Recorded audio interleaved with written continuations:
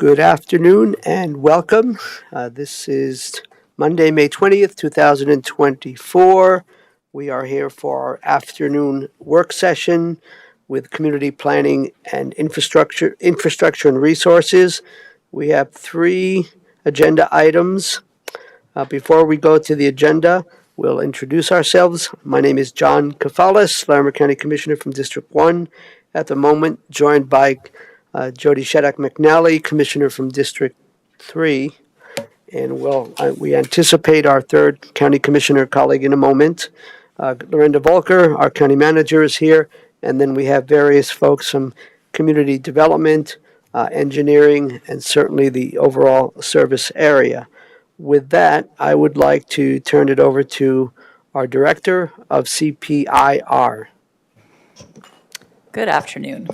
Leslie Ellis, Community Planning, Infrastructure, and Resources Director. And I will quickly hand it off here to Rusty McDaniel. Our first item and main item for the work session today is to discuss the transportation capital fee adjustments for 2024. And then we do have several other director updates, a couple of which after that also involve our engineering team. So we'll keep them up here at the dais for one of those items before we switch over to Rebecca Everett. So with that, Rusty, if you wouldn't mind introducing your team also, and then take it away from here, please. Thank you. Thanks, Leslie. Good afternoon, Commissioners. I'm Rusty McDaniel with the Engineering Department. Next to me is Stephen Rothwell and Tracy Shambo from our department, which I know you're familiar with. And we're here this afternoon to give you the annual update on our transportation capital expansion fees. We come to you each year as we look at the adjustment that's occurred over the previous year and get your input and guidance, and that's the intent today. I really am better at spending the money than collecting it, so I'll turn it over to Stephen and Tracy. They do all the hard work of collecting and calculating it, so I'll let them explain the rest of it. Thanks. Thank you, Commissioners. Stephen Rothwell, Larimer County Engineering.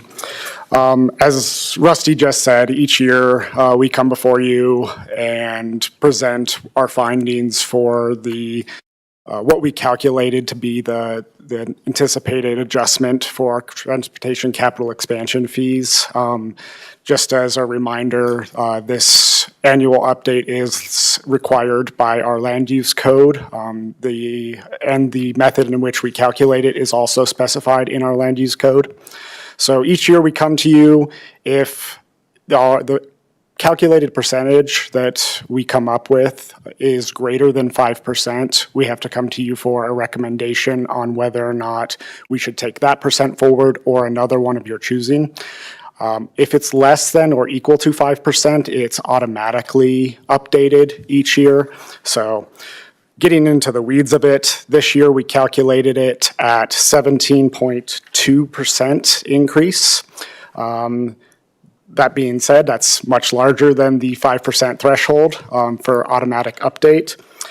Just for reference, I did include a approximate value of what that would mean to a resident. So in the event of, we collect these fees for commercial uses, industrial uses, office uses, and then our main supply is residential uses. The residential uses are broken down into several square footages based on the size of the home. The average home size or the medium home size that we'd be looking at is the 1,800 to 2,400 square foot range. So that's 17.2% that we calculated this year would approximately cost a developer an additional $1,036 per home in that square foot range. Then that being said, we did have a couple other factors that we looked into this year in addition to just calculating that adjustment. The first was we wanted to take into consideration that last year, when we came to you, we came with a fairly high number as well. That was 22.4% that we showed last year as the adjustment for the 2023. The other more relevant factor that we wanted to highlight to you today is that This fee adjustment that we're calculating is calculated each year based on a baseline cost that we anticipate each type of development, whether it be residential, commercial, industrial, like I said earlier, to cost us as the county to maintain our current level of service for our roadway system, or to increase the volume of our roadway system to accommodate the new development. This is all to serve new development. It's been quite a few years since we've set our baseline costs. We do that approximately every 10 years with a update to our transportation capital expansion fee study. Currently, we are undergoing our update to our transportation master plan, and we will also be looking at updating our transportation capital expansion fee study with that. So we'll be essentially resetting that baseline. So we won't just be going off of an annual inflation update. We'll be reevaluating what the cost of our roadway system is going to be, what the average trip lengths for users is going to be to access these different uses and developments, and retaking a look at construction costs in more detail. So with that, we wanted to present a few options to you rather than just coming in with that 17.2%. And that's largely in response to those two factors and the feedback we received last year when we came to you with the 22.4%.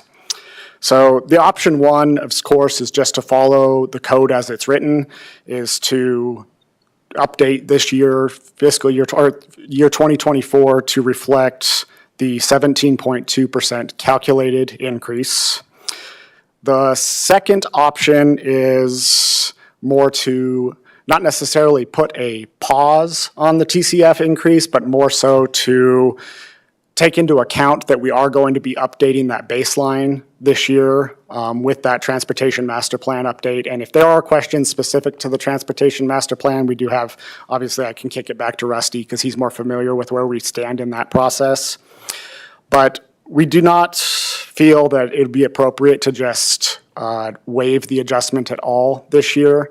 We'd typically say that if we were to pause the adjustment and put zero adjustment this year and wait for that new baseline to come in, there's a good chance that the following year, when we do reevaluate the study, that number would be significantly higher. So with staff acknowledging that there is an increase in construction costs from last year to this year, we felt it appropriate to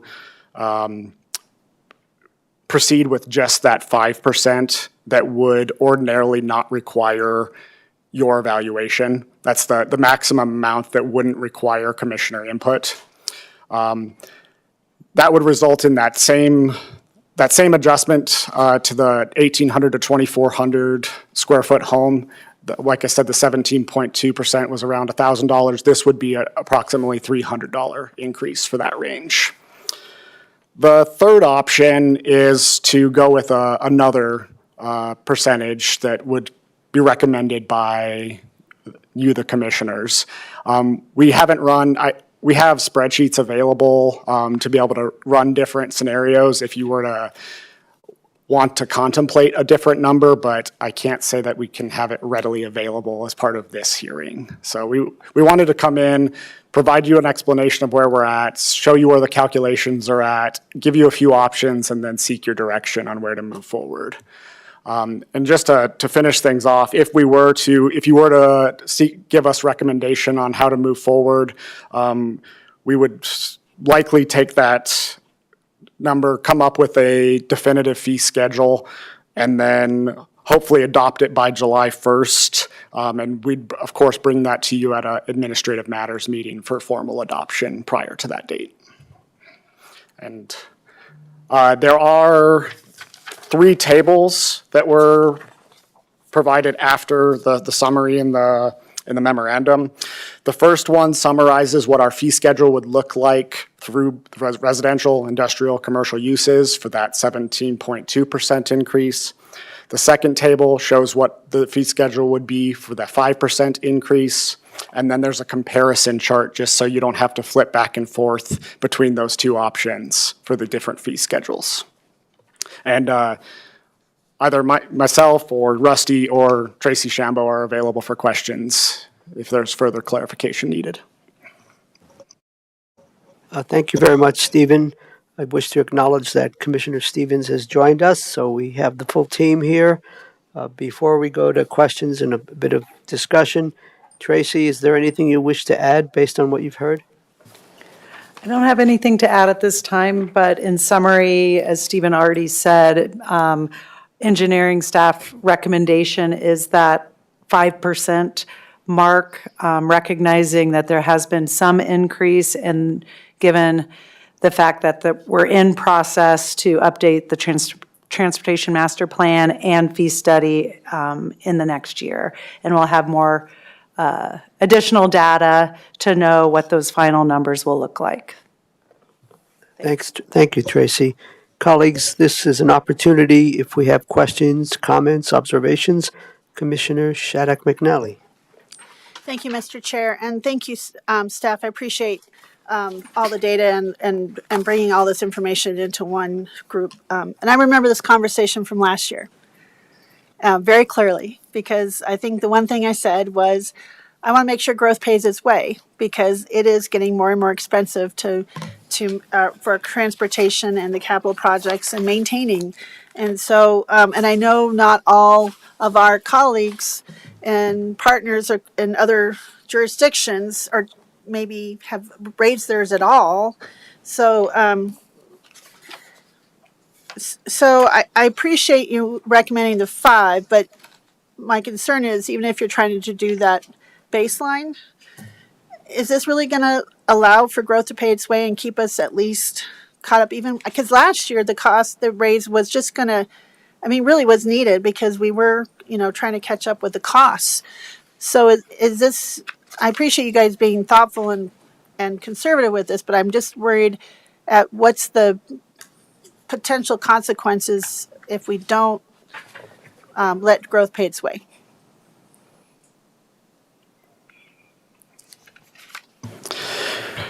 Yeah, with going with a number under the calculated percentage, there's always going to be a chance that any fees collected after the July 1st implementation until the transportation fee study is updated and accepted by you, of course, that developers that would come in that period would be paying a fee potentially less than what actual construction costs are showing.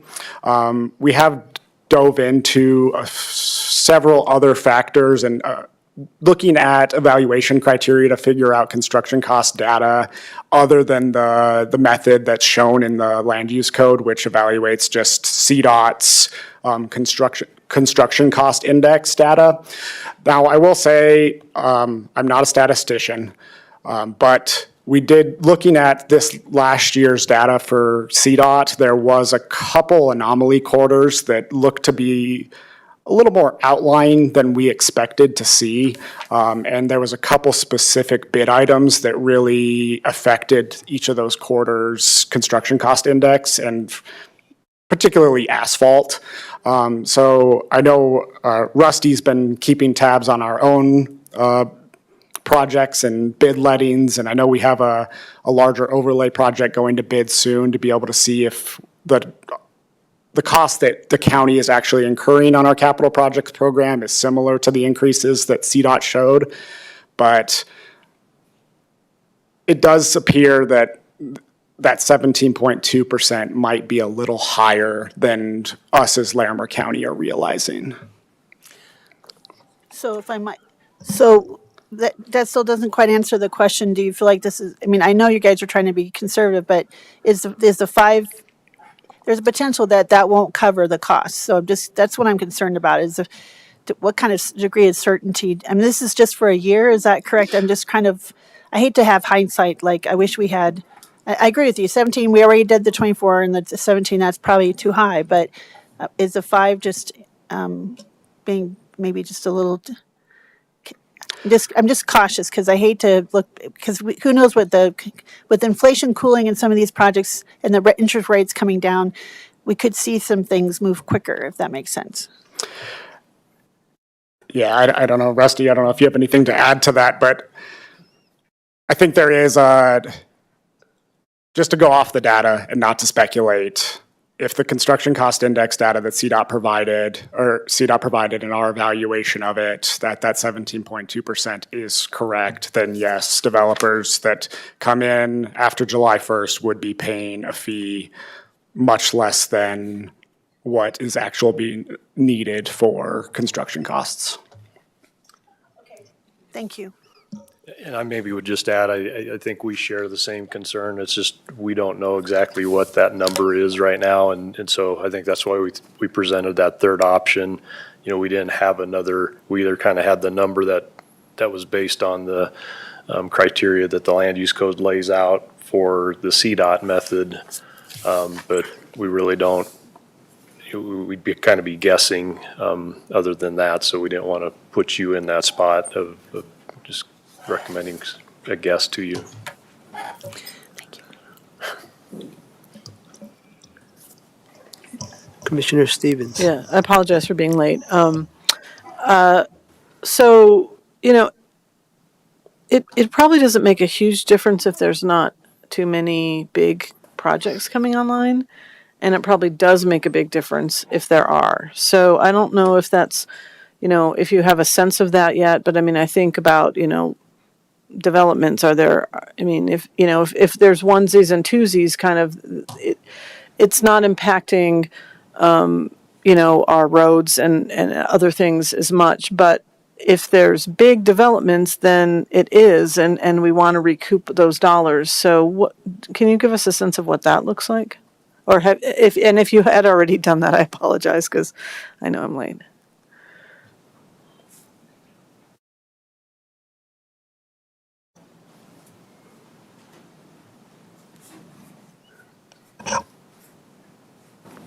Hi, Rebecca Everett, Community Development Director. We don't have a lot of very large subdivisions typically out in the county that would have that kind of per unit capital expansion fees tied to them. There are some commercial development proposals that are out in the unincorporated areas and some smaller subdivisions. And then things like 1041 permit applications, things like that don't necessarily need building permits. These fees get tied in with the building permit process. So really it's anything where there's a building permit that needs to be pulled that is then kind of tied to one of these fees. Yeah, thank you. I mean, I have some of the same concerns that Commissioner Shattuck McNally expressed around, you know, are some people sort of off the hook because they got in at the right time frame, and you know, if we're not sort of recouping these costs, then we and other taxpayers are on the hook for a developer or a home builder that got in sort of under the wire. So, and yet, I mean, I think not knowing what that exact number is, that puts us in a disadvantage. It sounds like there's some outlying numbers that are maybe increasing that what's the index called, the construction index? Or, yeah. The CDOT construction cost index. Yeah. It sounds like there might be some outlying numbers that you feel like are kind of driving that up a little further than maybe, but unable to kind of say exactly. Is that?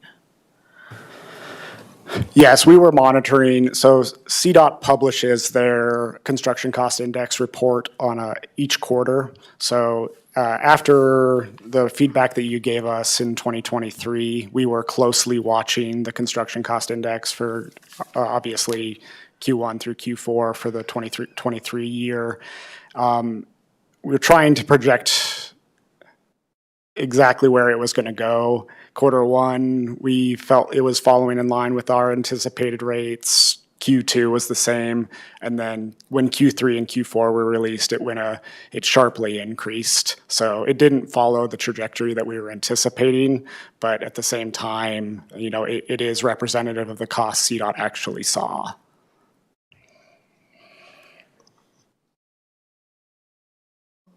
And I will say that we reached out to CDOT for comment on that, and their reply back was essentially, this is the published data that we can provide, and they couldn't provide any additional comment on that. So saying that they are outlining corridors or outliers in individual bid items, that's just staff speculation, Larimer County staff speculation.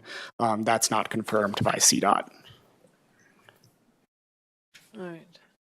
It's hard for me to figure out how to give, I will say I'm struggling with how to give direction because I don't want, I mean, as we sort of struggle with, maintaining the roads that we have and I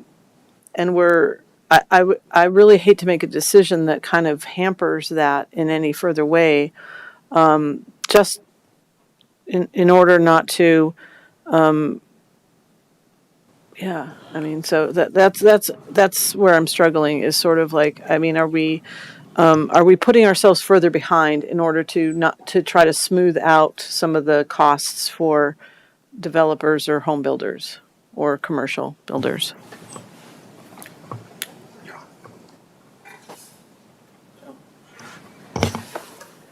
Hello. I was just going to touch on that, Commissioner Stevens, and adding on to the answer to Commissioner Shattuck McNally's question of kind of the risk of going with something smaller than proposed. And, I guess the risk would be that as part of the results, the final results of the Transportation Master Plan and the updated Transportation Capital Expansion Fee Study, which as Stephen pointed out, we will be bringing that to you as well. But a risk at going with something lower than the cost index has told us the reasonable numbers would be at that 17.2%. A risk would be that when the results of the study comes out in 2025, that there would be a bigger jump at that point in time. If we're kind of delaying that decision a bit until we have that more data, which is where our recommendation was coming from, just to be more sure of the number. We do know costs are rising. The exact number, between 5 and 17, we are hoping the updated Transportation Master Plan would give us that extra data to have that more accurate number. So that would be the risk, is that there could be that bigger jump in a year from now when we bring those results to you, if we go with a lesser percentage now. I would like to weigh in a little bit here.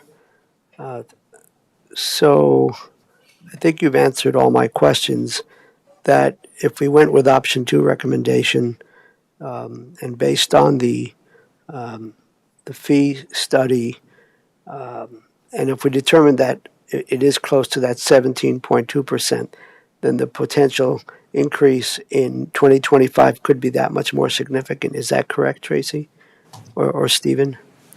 Yes, that is absolutely correct. And I wonder if you could say a little bit about what kinds of factors, or how are we looking to update our methodology to determine what is the more precise increases based on our land use code? Because I guess maybe it's deja vu. We've had this conversation last year. I get it that if we don't have adequate funds, how do we absorb the needs that we have for our transportation infrastructure?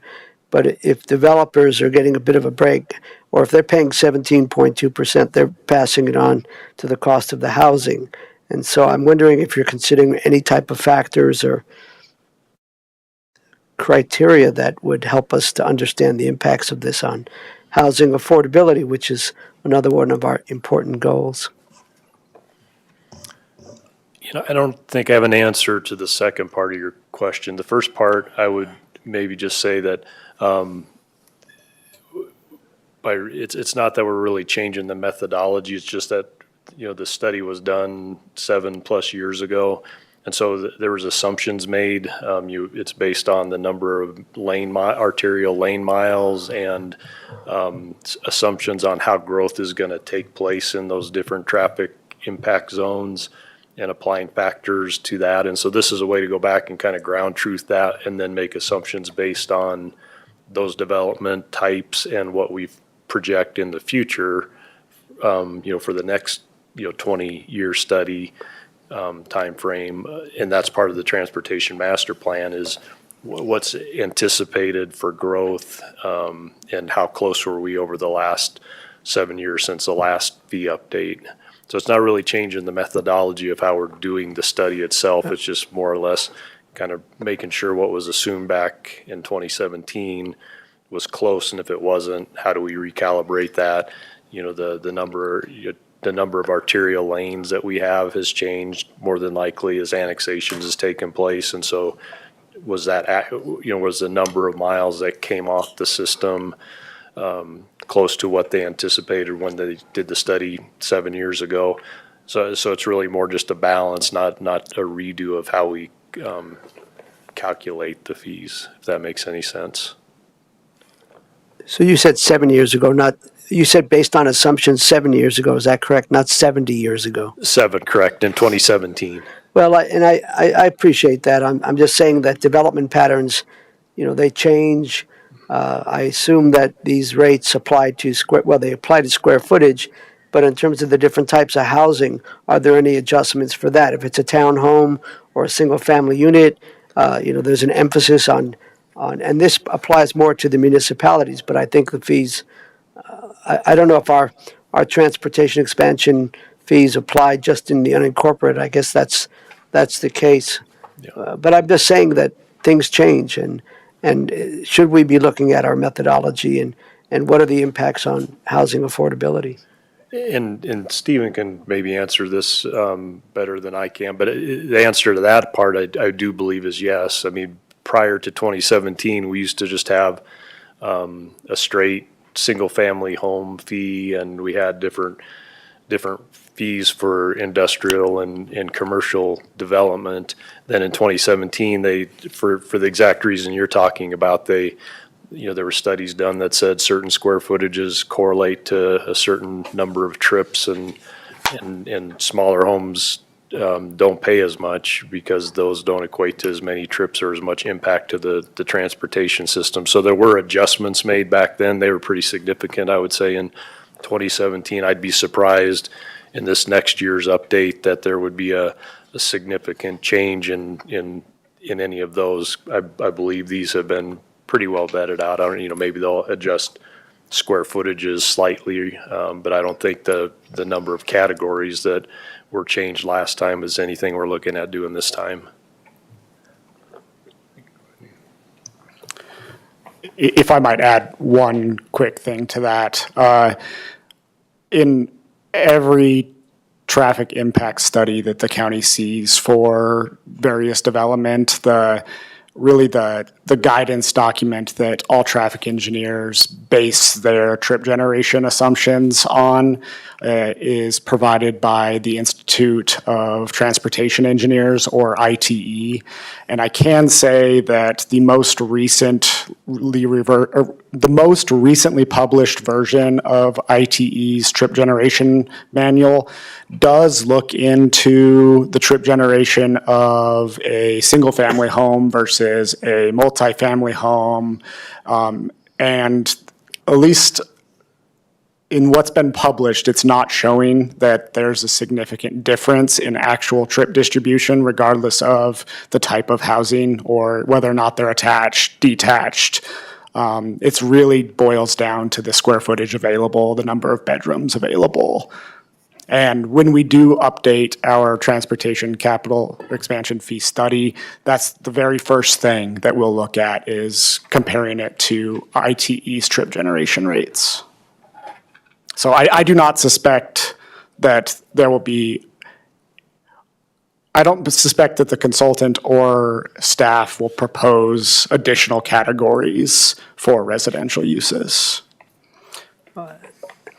Thank you, Stephen and Rusty. That's helpful. That helps you to better understand what the thinking is about how to adjust things if need be. Yes, Leslie, then maybe Commissioner Stevens. Yeah, I'll just also add, and Rusty can maybe elaborate or correct me if I'm wrong, but If the typical amount that we collect in a year is around $600,000, the difference between the 5% increase and the 17% increase would be 30,000 versus 102,000. So in essence, for a year's worth of time, we could be sacrificing about $70,000 worth of revenue through these fees. So that might just give you some kind of context and perspective on the magnitude. Thank you, Leslie. Commissioner Stevens? Thank you for anticipating what I was going to ask, because I was wondering how much we would lose in a year, $70,000.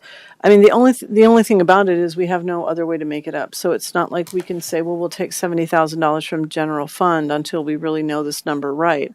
I mean, right? That's the thing, is there's no way to make up those dollars any other. We can't say there's cost savings.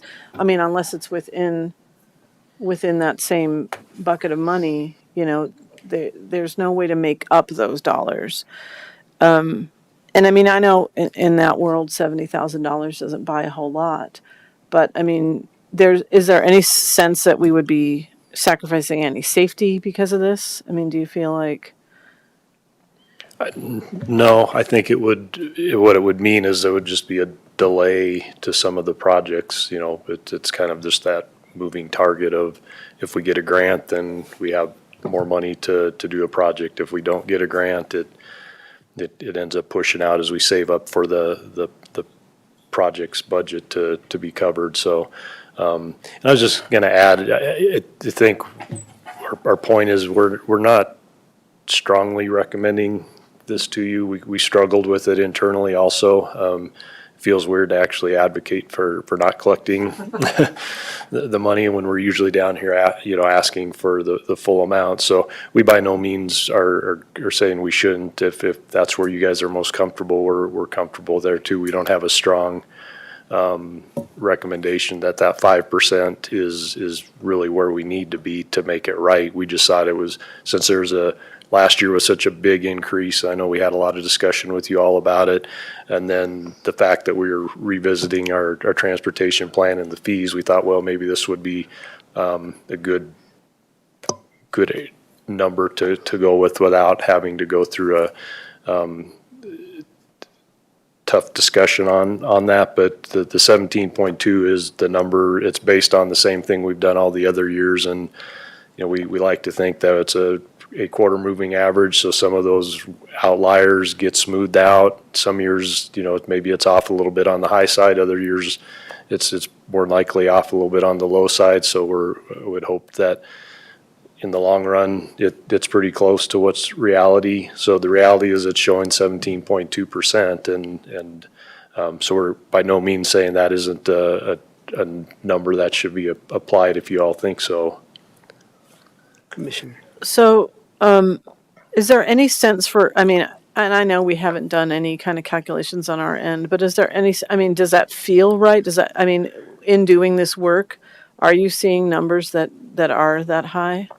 You were talking about asphalt for a second. Yeah, So. the challenge this year is we haven't really had any projects go out to bid yet. Like Stephen alluded to, we have our big overlay program will be coming up here shortly, and we have some other big projects that will be coming in. We anticipate, I think based on everything else everybody's feeling, that the costs are still going up. I don't know what that number is going to be. I think the same could be said where we were saying we'd have to kind of make up whatever is above and beyond the 5% if we didn't do that this year.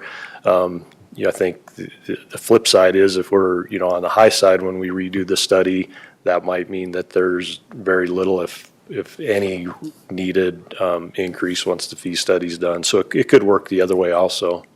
I wondered if we did something and kind of split the difference or something like that. And there again, sort of a smoothing thing. Like if it ends up going to about 17%, or we find out that is the correct number, it's not like we have a 5% and then a 12.5 or whatever kind of percent, like because I know from, doing things at the city level it was always nice when the electric rates didn't go 2% and then you had a 10% raise, right? And so there's that smoothing can kind of help people adjust to some of those dollars. So I don't know if that, I mean, I don't know how that sounds to staff, and I guess I wouldn't even mind our county manager weighing in a little bit too. As I was listening to you all talk, I was wondering the same thing. We think that calculation really falls maybe someplace between 17.2 and 5, I wondered if you had any appetite for something in between. And I think that's what option 3 offers, is what feels reasonable to you all, knowing that we're doing this study in the coming years. When would the fee impacts, when would that study be completed? And could there be a mid-year adjustment? Probably not. We anticipate it'll be mid to third quarter of 2025. So probably a year and a half from now. Oh, Commissioner, yeah. Commissioner Stevens, you and I must be on the same wavelength today, because I was thinking the same thing, that third option, and I was looking at some of the construction inflation, construction analytics from 2024, and looking at highway and road and bridges and public works and steel pipes, and I see all these steep climbs. So I'm assuming those are all going to be impactful for any of this infrastructure. I agree with you. I don't know what number, but I feel like if last year was over 20%, because it required that. There was that with cost, and I hate to have to do another over 20% increase if it comes back in a year and a half. So I agree with Commissioner Stevens. I was thinking, like you said, split the difference, whether it's 7 or maybe 9 or something a little higher, and keep it maybe, It just, I go back to growth paying its way, and I know it passes on to the housing prices, but then if we don't charge it and there's still the housing prices, in the long run, somehow taxpayers are paying for it one way or the other. I'm saying? So I just feel like, how do you, I think it's much rather collect it as helping us be able to keep up, as Commissioner Stevens so accurately stated, is we have no other way of really recapturing this. So I support what you're thinking. That's exactly what I was thinking, Commissioner Stevens, is splitting kind of something a little higher. So thank you. Commissioner Stevens, do you have a recommendation on what's the magic number for splitting the difference? I don't know that I do. I had written down 10%, which felt like That's what I was going to suggest as well. Maybe twice as much as the flat amount that doesn't require the full hearing. Obviously, it will now. Not quite the 17, and then let's see where the study lands. Thank you. Do you agree? And then it appears that I might as well get on the bandwagon. So therefore, you have your direction. Hey, thank you all. Oh, and thanks for all your good work, by the Yes. way. Definitely. I will, if you don't mind, we'll go ahead and move to the CPIR director updates, just at least one of the items, since Rusty is up here, and he is going to give you an update about the American Rescue Act funds, Act funds, ARPA funds that you asked about in the work session this morning on the budget. You had asked what projects those funds, the one-time dedicated funds, would go toward in engineering, so he has some information for you too. Could I please once again respectfully ask you to talk closer to the mic? Oh, yes. You're all really smart and soft-spoken. I'd like to hear what Mr. Yes. McDaniel has to say. So he's going to give you an update on the ARPA funds in engineering. That's Yes. better, and I did hear earlier, but it's a little bit challenging. Thank you. Sir? Correct. So you guys generously put $5 million into the capital improvements program budget, and we hopefully are spending it in a way you'll be happy with. But we didn't identify just one project or two projects, and didn't want to flag those as like the special projects. They're all special and needed, and part of what we're also doing is waiting on some grant applications that we've applied for. So that's all to lead in to say that there's 5 different projects that money is currently earmarked to go for. One of the projects is Douglas Road between Highway 1 and County Road 17. Another one is we're replacing a bridge down between Loveland and Fort Collins, really closer on the north end of Loveland over the inlet canal that goes into Horseshoe Reservoir. And that one will get built in 2025. The Douglas Road project is scheduled for construction in 2026. We also have another bridge down south, right on the northern edge of Berthoud off County Road 14 over the home supply ditch that we're partnering with Berthoud on.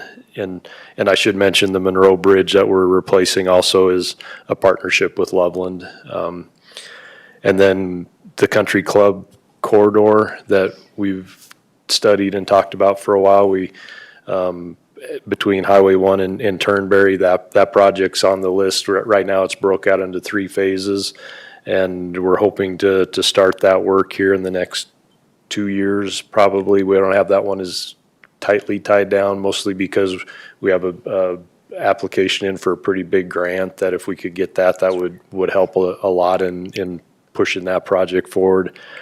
And then finally, the last project that's on the list is the continuation of the Owl Canyon project. We have 3 miles left after the current segment that we're doing. We have funding to do the next mile, and then we're working towards budgeting out the final 2 miles of that. And so this money is helpful in pushing that. We have, like I mentioned, we're waiting on grants for several of these projects. And the Monroe Bridge, we have a grant application in. If we're successful there, that'll help push some of that money over to one of the other projects. Same thing with Owl Canyon. We have a grant in for one of those remaining 3 miles. And then the Country Club corridor, we also have a grant application in that we're hoping to hear on all 3 of those in the next month or 2. And again, any money we get there just helps speed up the process on those other projects. Thank you very much for that information, Rusty, and Leslie, thank you for following up from our morning budget conversation.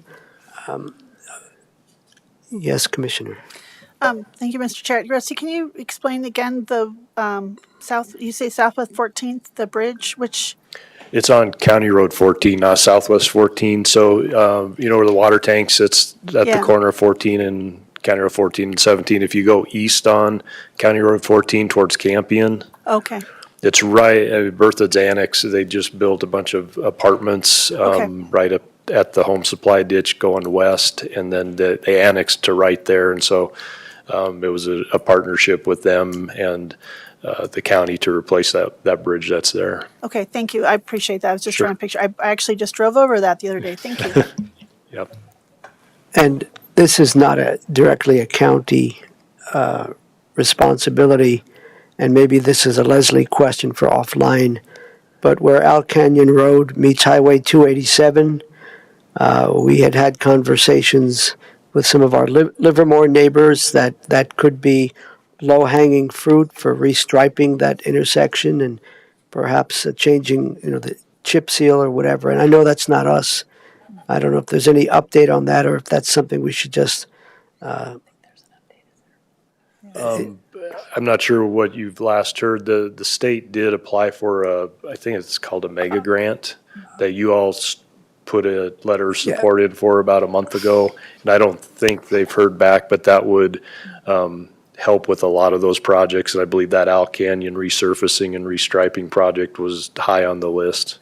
And I understand that there's a certain amount of dollars that CDOT has set aside for some of these safety improvement projects on 287, perhaps $8 million. I just thought before we go up to Livermore, it would be nice to get any kind of an update, because there had been discussion about maybe certain things could be done within budgets that are there. I don't know. It just seems like if nothing changes except in 2 years' time, until the grant money comes in, I just was hoping we could get something done this year. I'd be happy to check with CDOT and see if they have any of that other money that was allocated for 287 specific for that intersection and when it's planned. Thank you. Well, is there anything else on this update? And again, I think we all appreciate the update. Then we can move on to community development. Thanks, Rusty, and engineering folks. Oh, turn my microphone. Thank you. Thank you, engineering team. And we'll shift gears and have Rebecca come on up. And then I do have a few other updates after her updates.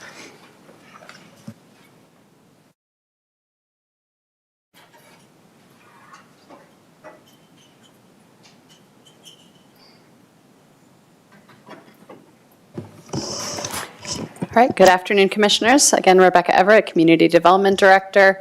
Just a couple updates for you today.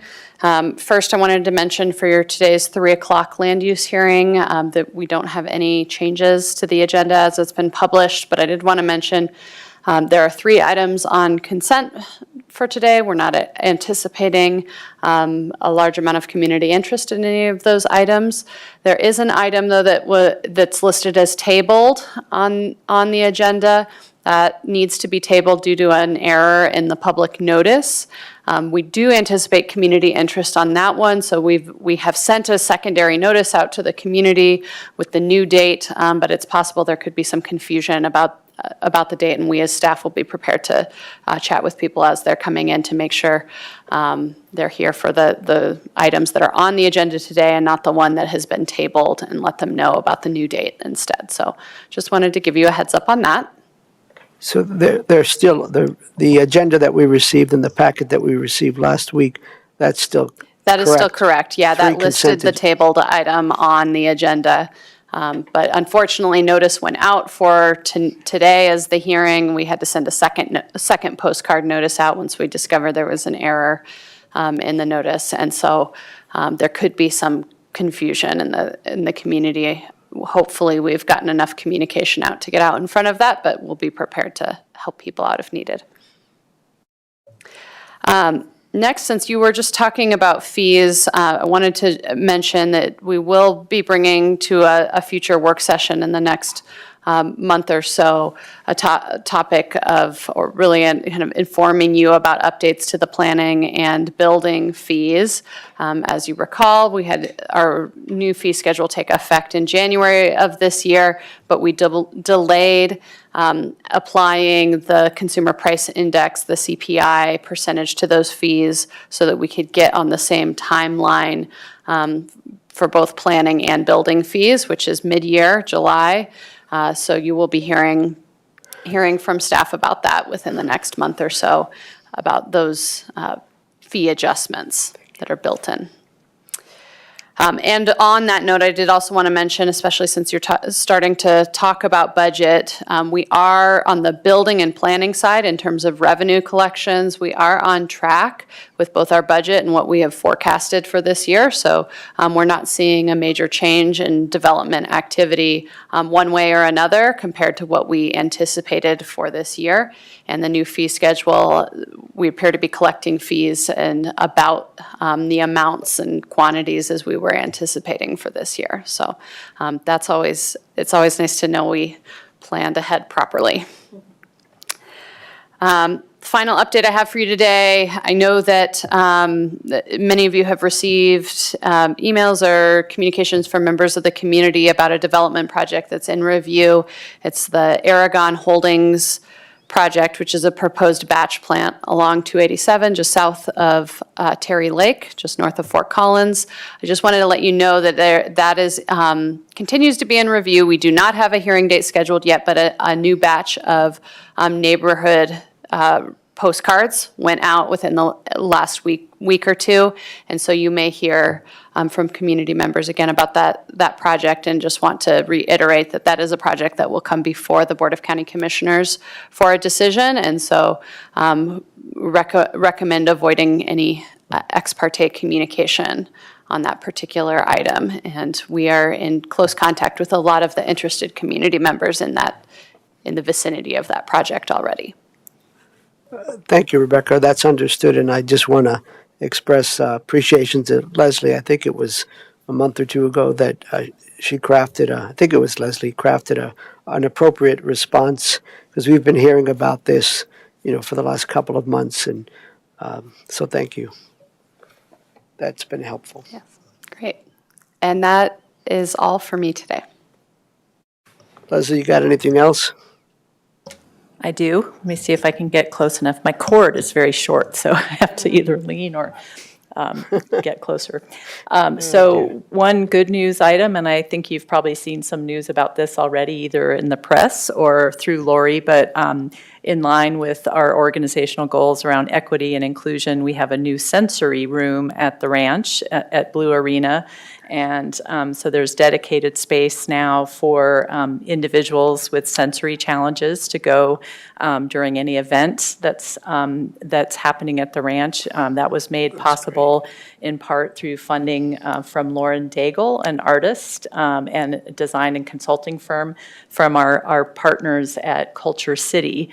And so this is, again, available for events at the ranch. And I think Connor is looking for an opportunity to have you come out and take a look at it too. But we also wanted the community to know about that if they haven't already seen information about that. So we're excited about that new space. And then also at the ranch, I wanted to pass on and report that Chris Brodzinski has been promoted to the operations manager. He's a wonderful staff person who's been there for 7 years, and this is a well-deserved promotion. And he has been really committed to success and operations at the ranch for a long time. So if you haven't met him already, I'm sure you'll have an opportunity to meet him at some point in the future.